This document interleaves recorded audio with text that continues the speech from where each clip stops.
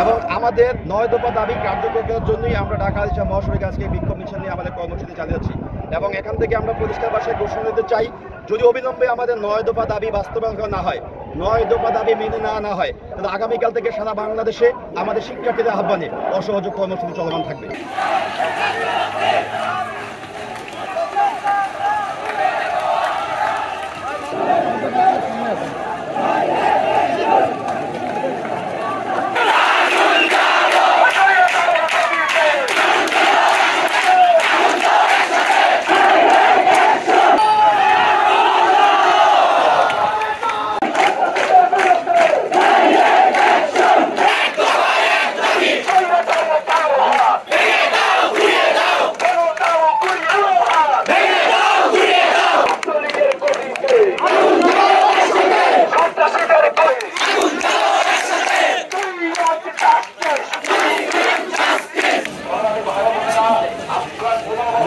ভাই কই